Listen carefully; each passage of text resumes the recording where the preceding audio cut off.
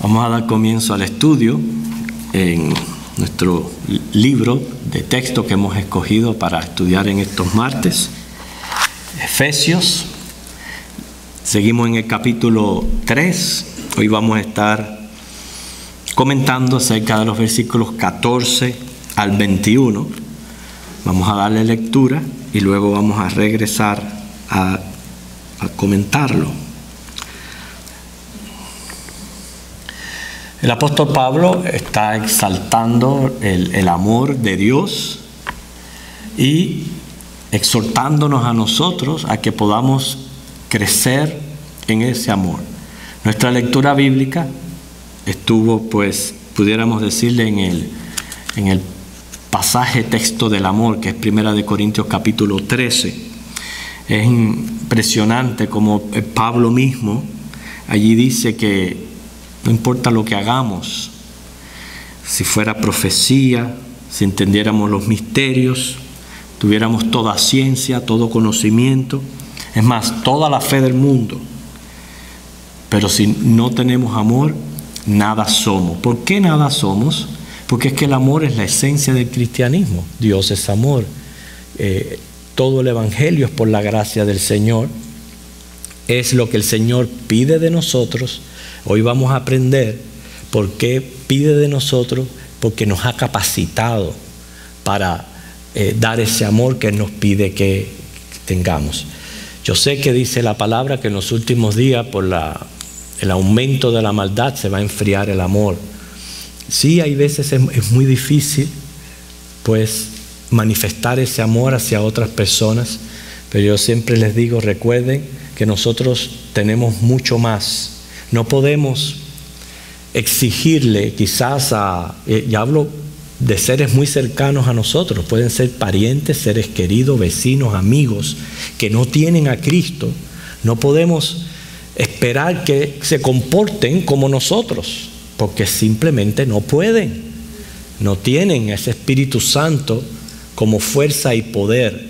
Pero hermano, nosotros los cristianos sí, por eso que Dios espera más de nosotros, que seamos los que cedamos cuando hay situaciones, que tengamos la paciencia para tratar con las personas, etc. Vamos a ver Efesios capítulo 3, versículo 14 al 21. Dice: por esta causa doblo mis rodillas ante el Padre de nuestro Señor Jesucristo, de quien toma nombre toda familia en los cielos y en la tierra, para que os dé, conforme a las riquezas de su gloria, el ser fortalecidos con poder en el hombre interior por su Espíritu, para que habite Cristo por la fe en vuestros corazones, a fin de que, arraigados y cimentados en amor, seáis plenamente capaces de comprender con todos los santos cuál sea la anchura, la longitud, la profundidad y la altura, y de conocer el amor de Cristo, que excede a todo conocimiento, para que seáis llenos de toda la plenitud de Dios. Y aquel que es poderoso para hacer todas las cosas mucho más abundantemente de lo que pedimos o entendemos, según el poder que actúa en nosotros, a Él sea gloria en la iglesia en Cristo Jesús, por todas las edades, por los siglos de los siglos. Noten cómo Pablo intercede por los efesios y lo hace de rodillas, lo hace de manera reverente, en humillación, en clamor. Hermanos, arrodillarse delante de Dios es algo que los que pueden físicamente no deberíamos de dejar pasar. Es un acto donde uno se humilla ante el Señor, reconociendo esa pequeñez que hay en nosotros y que estamos delante de la grandeza de nuestro Dios. Y Pablo se arrodilló, pero en esta ocasión para orar específicamente, clamar para que estos efesios recibieran bendiciones espirituales que iban a enriquecer su ser interior. Algo, como él dice ahí, que solamente puede dar Dios, que es el Padre de quien toma nombre toda familia en los cielos y en la tierra. Primero aquí ya Pablo me está enseñando a mí de que, quiero decirle, Dios es suficiente para todo. Yo he escuchado personas decir, no, yo no oro porque Dios está muy ocupado con asuntos muy grandes en la tierra y los míos son tan pequeños que para qué molestarlo. Hermanos, su Dios es omnipotente, su Dios lo puede todo. Él puede atender los asuntos grandes como también sus asuntos pequeños. También hay personas que dicen, no, yo no oro por mí, yo oro por los demás. ¿Por qué? Ore por los demás, pero ore también por usted. Es más, aunque le duela un dedo, póngale ese dedo al Señor en oración. Yo lo he hecho, hermano. A veces uno tiene un golpe en un dedo y le duele tanto que el cuerpo entero se molesta. ¿Por qué no orar? ¿Por qué no decirle, Señor, sáname, que tengo una herida, tengo un golpe? Y eso nos mantiene en relación con el Señor. O sea que podemos orar al Señor por todas estas necesidades. Lo que hay veces sucede es que nos enfocamos tanto en las cosas físicas que olvidamos que hay también necesidades espirituales por las cuales orar al Señor. No es que dejemos de orar por unas, pero también hay que recordar de orar por nuestras propias necesidades espirituales. Y estas eran las peticiones que de rodillas Pablo estaba haciendo por los efesios. Número 1, que les diera conforme a sus riquezas en gloria. O sea, que les diera de toda bendición celestial. Segundo, que fueran fortalecidos con poder en el hombre interior por su espíritu. Aquí estamos hablando de llenura del Espíritu Santo. ¿Okay? Recuerden que inmediatamente que hemos creído en Cristo, que hemos sido sellados por el Espíritu Santo, que hemos sido ya bautizados en el Espíritu, santificados y puestos aparte, somos templo. De eso no tenemos por qué dudar si somos creyentes. Somos templo de Dios. Templo es un lugar donde se adora. Es decir, somos personas que hemos sido separados, santos, para adorar a Dios y adorarlo en todo aspecto de la vida. Porque la adoración, quiero decirle, no es solamente alabanza. La adoración es también en nuestra manera de vivir, en las cosas que hacemos. O sea, que mi vida toda adore a Dios. Eso es lo que me hace a mí un templo. Ahora, la llenura del Espíritu Santo. ¿Por qué la Biblia dice, pedid ser llenos del Espíritu Santo? ¿Por qué Pablo rogaba aquí a Dios para que estos efesios fueran fortalecidos con poder en el hombre interior? Porque llenura del Espíritu Santo, hermanos, así como yo lo veo, es darle todo el control de nuestra vida, todo el control de lo que es mi mente, mi corazón y mi voluntad, de todo mi ser. ¿Qué sucede? Yo puedo preguntar, ¿estoy lleno yo del Espíritu Santo? Hay una manera de saber, quiero decirle, hay una manera de saber. La manera de saber es algo que va a abundar mucho aquí en este pasaje. Es la manera como amamos a Dios y amamos al prójimo. Esa es una manera de saber si yo estoy lleno del Espíritu Santo. Dios llena a aquella persona que es obediente a sus mandamientos. Amar es un mandamiento y tenemos que amar a Dios y tenemos que amar al prójimo. O sea que por eso es que él oraba que Cristo habitase por la fe en sus, dice, corazones, que es donde se mueven todos los sentimientos, que es lo que yo tengo que aprender a tomar control, de sacar lo que a Dios no le agrada y pedir que sea lleno del amor de Dios. Dice, a fin de que arraigados y cimentados, y ahí lo dice, en amor, seáis plenamente capaces de comprender con todos los santos. Qué interesante. Me dice que lo que él pide es que yo sea capaz de comprender. Pero ahora me dice, con todos los santos. Hermanos, precisamente es en la coinonía, en la confraternidad cristiana, donde no solamente yo voy a ser probado, pero es la oportunidad que yo tengo de manifestar el amor de Dios y también de crecer en ese amor de Dios. Si viviéramos vidas solitarias en nuestros hogares, pues con los únicos que nos relacionamos son con los seres que queremos, con nuestra familia. La mayoría, hay veces tenemos tantas cosas en común que no hay que tolerarse tanto. Pero cuando Dios nos coloca en la iglesia, en el cuerpo de Cristo, siempre lo digo, no solamente son nuestras diferencias temperamentales, nuestras diferencias culturales.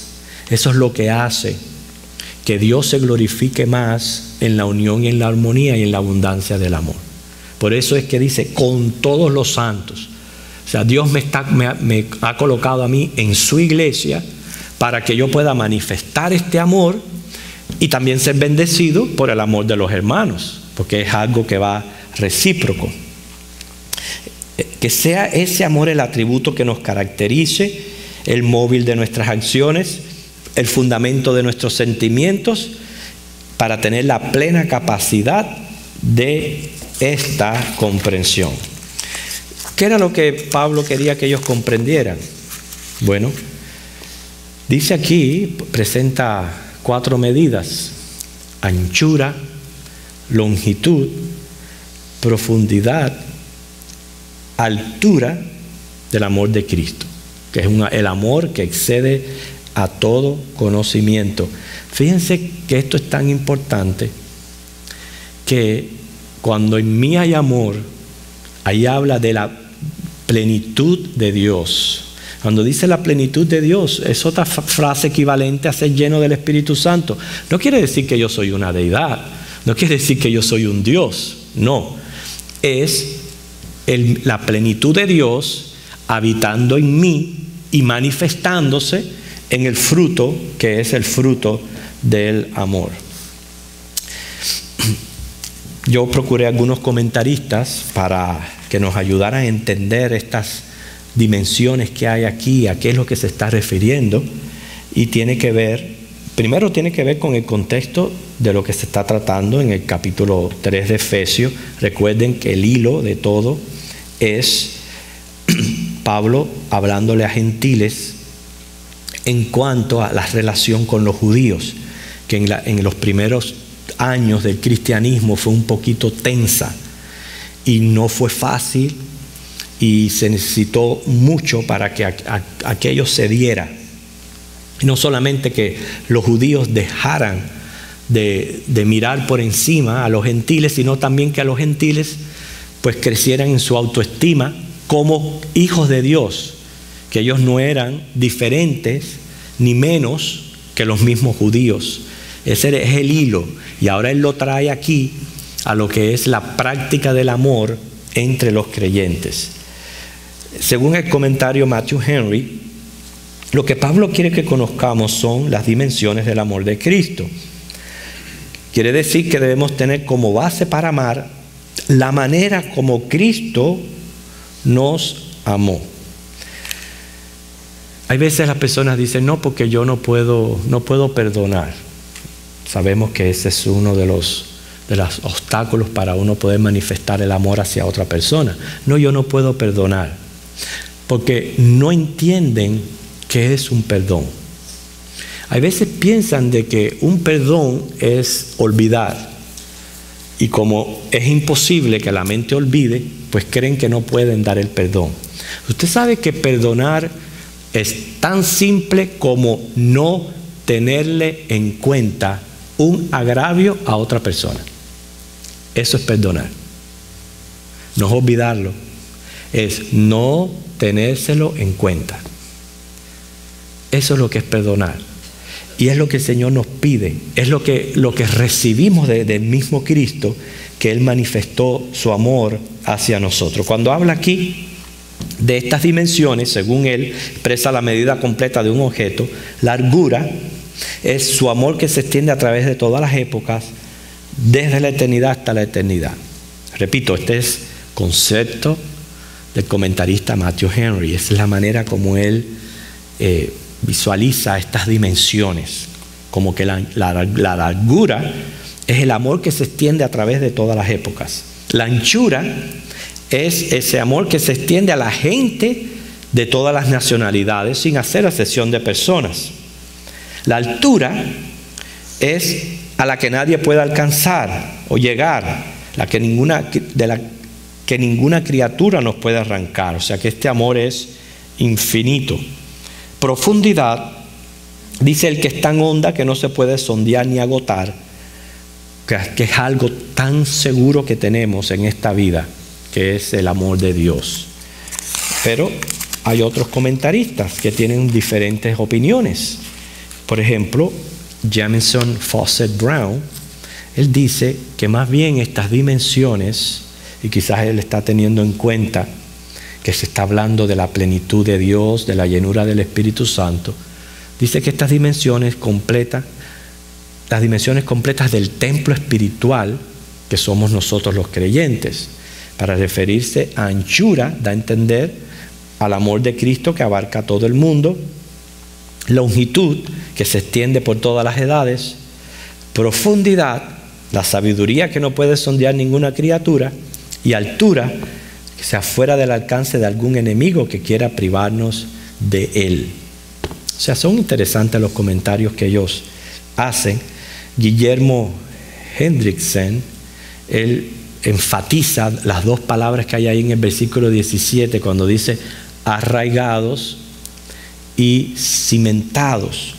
Está sugiriendo una doble metáfora, usando un árbol, un edificio. O sea, las raíces son las que aseguran, dan estabilidad al árbol, la cual se extiende en proporción a las ramas, y una superestructura como un edificio, pues necesita un buen fundamento para sustentarse. Y estas metáforas representan a todos los que aman al Señor. Él dice, ¿ven cómo hay diferentes opiniones? Él dice, como el árbol, pues los creyentes, que son templos del Espíritu Santo, van a dar frutos correspondientes. Los frutos, ¿verdad?, que sabemos que menciona Gálatas, que es amor. Noten que ahí en Gálatas 5 está en singular, porque el fruto del Espíritu es amor. No dice los frutos del Espíritu es tal, o son tal. Dice, el fruto del Espíritu es amor. Todos los demás son derivados. Ninguno de los otros, gozo, paz, templanza, dominio propio, ninguno de los otros puede llevarse a cabo en efectividad si falta el amor. Tiene que haber amor para yo experimentar el resto de las experiencias. Y por eso es que él piensa que cuando Pablo dice arraigados y cimentados, está pensando en un árbol que da fruto del Espíritu. Y cuando menciona un edificio, es crecer como templo santo en el Señor.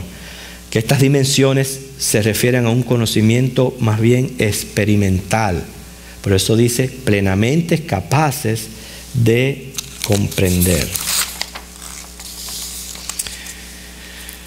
Después de escuchar estos tres comentarios, tienen maneras distintas de interpretar el texto, no son contradictorias. Nosotros sí podemos sacar un buen provecho, de más bien una verdad central aquí bien importante, que es lo que yo quisiera que quedara grabado en nuestras mentes. Nosotros tenemos que manifestar el amor de Cristo. Tenemos. No es opcional. No es si me agrada a la persona, si no me agrada, si simpatizo, si no simpatizo. Al contrario. Con las personas que usted simpatiza, usted no tiene que esforzarse mucho en amarla. Es natural. Con la persona que usted no simpatiza, es la persona que más usted va a trabajar. Pero lo interesante de esto es que aquí hay una oración, hay un ruego. En ese ruego que Pablo hizo por los efesios, nos está dando a entender a nosotros que tenemos que orar específicamente por esto. Tenemos que orar para que Dios derrame su amor en nuestros corazones. Y si tenemos que ponerle nombres en la oración delante de Dios, Señor, por favor, mira, esta persona, yo sé que a veces es un poquito difícil, ayúdame a amarla. Y no solamente orar, te puede después llegar a ser algo práctico para manifestar ese amor. Pero lo que sí no debe de haber en la iglesia, porque es una total deshonra a Dios, hermanos, son malas miradas, rostros ofendidos, gente que no se quiera saludar, gente que no se quiera hablar. Eso sí deshonra a Dios, lo deshonra, porque es totalmente contrario a lo que es la manifestación del amor de Cristo. Y hermanos, créame, eso yo lo he vivido y hay muchas personas que lo experimentan en la iglesia. Muchas personas. Y inclusive a veces hasta sirven de obstáculo para que esas personas o se mantengan congregándose, o si no son creyentes, pues que vengan a Cristo. Porque vienen a la iglesia, que es el lugar donde debe de haber manifestación de amor, y se encuentran con que son las mismas experiencias que si fueran a un club social o a cualquier otro lugar donde hay impíos y mundanos. Y no debe de ser. En el contexto de aquel entonces era la tirantez entre judíos y gentiles. Era inconcebible, hermano, entre cristianos. Por eso es que él tiene que hablar de esta manera. Pero en nuestros tiempos nos está abriendo los ojos a la manera como interrelacionamos unos con otros. Yo creo estar de acuerdo con lo que dice Guillermo Hendrickson, que nunca vamos a llegar a comprender por completo este amor de Cristo. Primeramente, Él es infinito, como son todos sus atributos. Requeriría una mente infinita conocer al infinito. Y nosotros somos finitos. Nunca vamos a llegar a comprender por completo.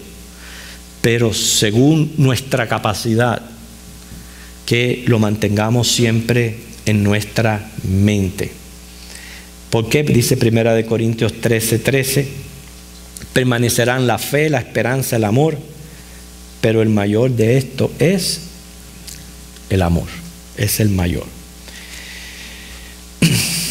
¿Cuándo podemos afirmar que estamos capacitados de comprender esta plenitud del amor de Cristo? Cuando seamos personas amorosas, misericordiosas, bondadosas, perdonadoras.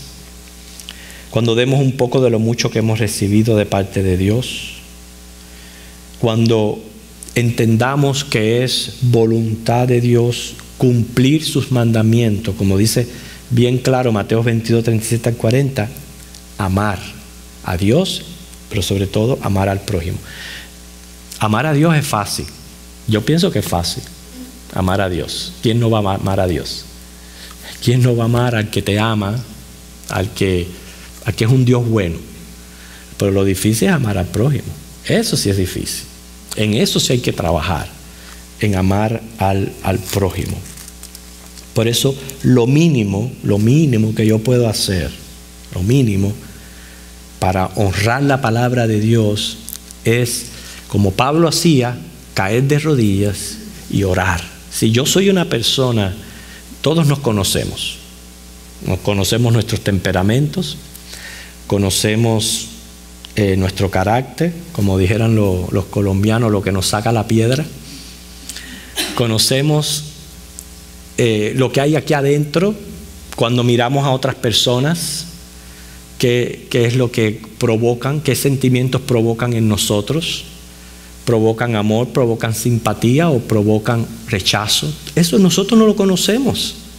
Bueno, oremos mejor, porque ahí estamos, aquí entramos todos.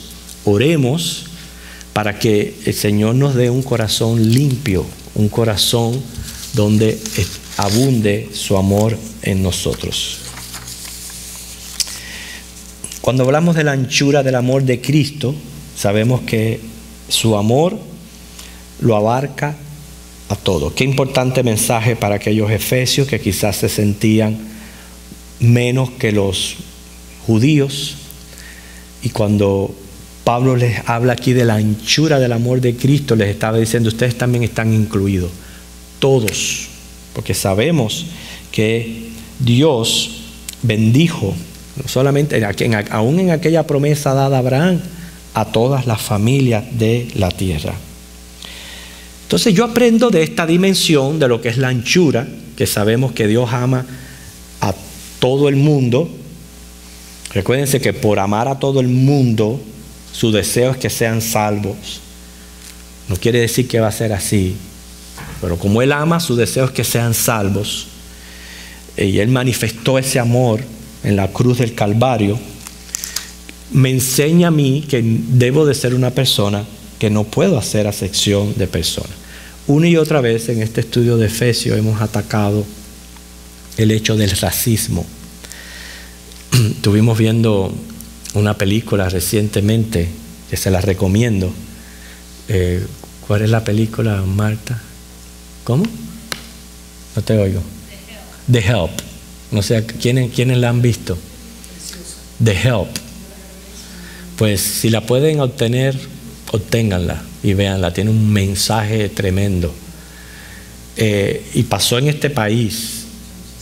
Y para mí es inconcebible que una persona con una Biblia en la mano, llamándose cristiano, trate a otro ser humano como se trataban aquí en esos tiempos. Hermano, yo pienso que en esos fueron años donde Dios te tiene que haber sentido muy triste con lo que estaba pasando aquí en Estados Unidos, en esas colonias americanas donde se proclamaban cristianos y eran verdaderamente inconcebibles. Hermano, un cristiano no puede ser racista. No puede. Hechos dice que de un solo linaje hizo Dios, de una sola sangre hizo todos los linajes de la tierra. Todos somos iguales ante Dios. No podemos ser racistas. No hay un país mejor que otro. Estamos en este país que a veces nos malcría un poco. Nos malcría y pensamos que nos creemos con derechos hacia otras naciones, etc. Pero si yo me comporto así, yo no he comprendido, que es lo que Pablo quiere, que comprendamos, que lleguemos a esa comprensión. No he comprendido la anchura del amor de Cristo, que a pesar de yo haber estado muerto en delitos y pecados, Él me dio vida. ¿Okay? O sea que hay que derrumbar esas paredes. Cualquier pared hay que derrumbarla. Sean denominacionales. Hay que derrumbar esas paredes. Hermanos, somos una iglesia. Está bien. Estamos fraccionados de acuerdo a nuestras preferencias, etc. Pero seguimos siendo una sola iglesia.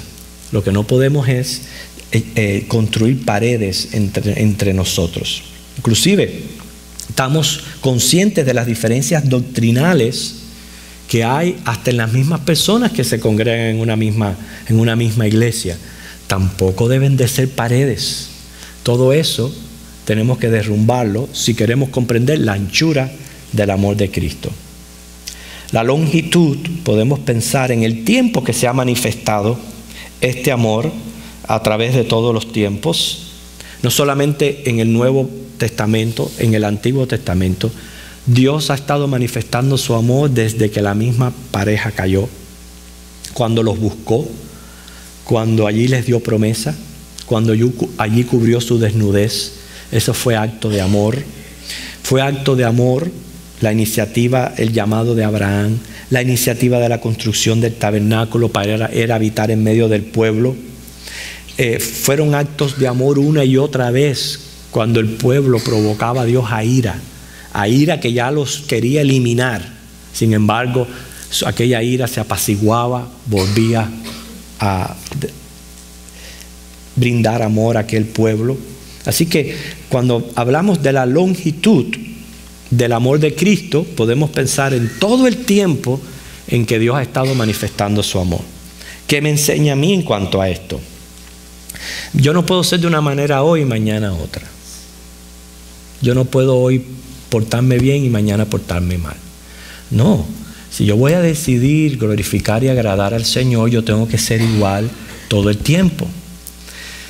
Y hay que a veces controlar un poquito lo que nos pasa, porque, recuerde, venimos aquí, venimos a socializar, venimos a un encuentro con personas, pero ¿qué pasa? Hay veces sin darnos cuenta, si hemos tenido un mal día, o nos ha ido mal, o estamos llenos de enojo, o airados por algo que ha pasado, venimos al templo y es cuando no queremos ni que nos saluden. Hermano, hay que aprender a controlar. Hay veces sentimientos, no podemos dejar que florezcan así de esa manera cuando se están afectando a otras personas. Todo eso es tener comprensión de la longitud del amor de Cristo, que es para ser manifestado todo el tiempo y hacia todas las personas. Cuando hablamos de profundidad, ya tiene que ver un poquito con comprender ese amor completo, pero a un nivel más personal, en el sentido de que es cuando decimos, como Pablo decía en Romanos 8, nada me va a poder separar del amor de Dios. O sea, es tan profundo, es tan seguro, es tan fuerte, que nada me puede separar del amor de Dios. Es por eso que nosotros, nuestra convicción es en la seguridad de nuestra salvación. Estamos convencidos de que una vez ya estamos en Cristo, gozamos de esa salvación. Porque no soy yo quien promete, es Dios que dice, nada se va a separar de mi mano. Pablo lo dice, mencionando cualquier cosa que pueda haber en este mundo, no nos podrá separar del amor de Dios, porque ya estamos en Él. Ahí podemos entender esa profundidad, donde me lleva a mí quizás a pensar cuando hay momentos en que no me siento correspondido, no me siento amado, me siento solo. Por ejemplo, la misma hermana, nuestra hermana que ha perdido a su esposo, ¿cómo se sentirá ella después de haber perdido a su esposo de 50 años? Son los momentos en que uno puede profundizar en el amor de Dios y hallarlo todo en Él. Créame, van a venir tiempos en nuestras vidas que nos van a llevar a esa profundidad, a asegurarnos bien y que solamente el amor de Cristo lo tenemos de garantía. Es bueno, yo estoy seguro que mi esposa me ama, yo quiero que ella esté segura de que yo la amo, pero un día podemos faltar. Los hijos nos aman a sus maneras. Ellos un día van a formar su familia, van a formar sus núcleos hogares, quizás se vayan. Amigos van y vienen, hasta hermanos en Cristo van y vienen. ¿Qué es lo que siempre tenemos seguro? El amor de Cristo. Ese nunca cambia, nunca nos deja en ningún lugar, donde quiera que estemos. Y esa entonces es la profundidad. Cuando hablamos de la altura del amor de Cristo es precisamente donde ningún enemigo me puede a mí quitar de ese amor. Nadie nos puede quitar de ese amor. Entonces, ya para concluir, hermanos,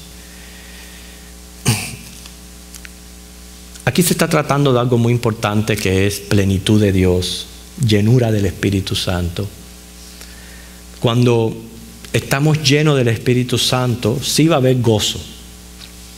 El gozo es el que uno manifiesta en las alabanzas, en los cultos, en la adoración, inclusive en el servicio al Señor. Uno expresa gozo. Pero la mayor manifestación de la llenura del Espíritu Santo es amar. Amar. Y amar a Dios, pero amar también al prójimo. Es como yo sé que estoy dándole el control de mi corazón al Espíritu de Dios, de manera que Él gobierne mis sentimientos. Y lo que hay que arrancar, lo arranque, lo que hay que controlar, lo controle, y que yo pueda de una manera práctica manifestar ese amor hacia otras personas, sin acepción de personas, siendo más tolerantes, creciendo en confianza en el Señor. Así que ya el amor de Dios ha sido derramado en nuestros corazones. Eso es una promesa del Señor. ¿Qué es lo que lo ahoga? Lo que lo ahoga, créeme, es orgullo y egoísmo. Es lo que ahoga el amor de Dios. Entonces, lo que hay que trabajar con eso. ¿Qué hay que hacer? Lo que hizo Pablo por los Efesios: rogar, orar. Comencemos por uno mismo, pero como él hacía, orar por la iglesia, orar para que estas manifestaciones de amor puedan verse, pero a un nivel congregacional, de manera tal que podamos ser atrayentes al mundo que queremos ganar para Cristo. Porque de nada vale que querramos ganar el mundo para Cristo y que vengan y no encuentren esas manifestaciones de amor entre nosotros. Que el Señor les bendiga.